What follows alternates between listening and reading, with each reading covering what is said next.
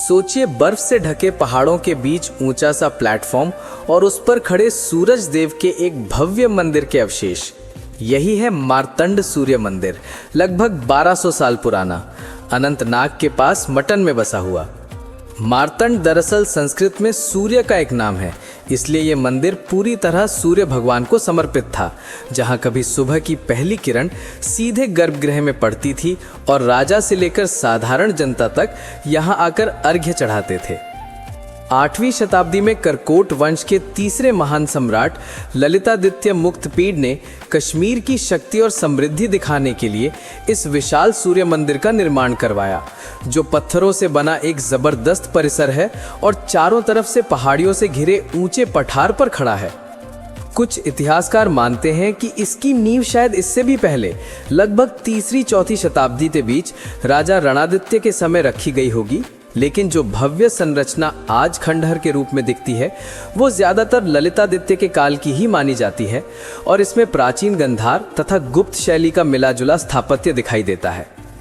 पूरा कॉम्प्लेक्स चूना पत्थर से बना था।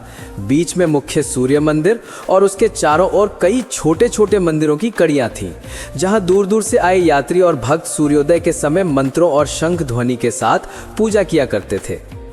14वीं-15वीं शताब्दी के आसपास शाह मीरी वंश के सुल्तान सिकंदर शाह मीरी, जिसे इतिहास में सिकंदर बुच्चिकन भी कहा जाता है, कि शासन में इस मंदिर को तोड़ने के आदेश दिए गए और कई विवरणों के अनुसार लंबे समय तक चलने वाली तोड़फोड़ में इसे लगभग पूरी तरह ध्वस्त कर दिया गया।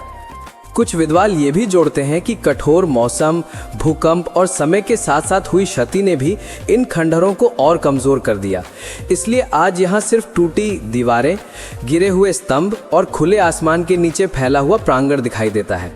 फिर भी भारत सरकार ने इसे राष्ट्रीय ऐतिहासिक और स्थापत्य दृष्टि से अत्यंत महत्वपूर्ण संरक्षित स्मारक घोषित किया है, पर्यटन के लिए खुला रखा है और जब हवा इन खंडहरों से टकराती है तो ऐसा लगता है मानो 1200 साल पुरानी सूर्य आरती की गूंज अब भी फिजा में तैर रही हो।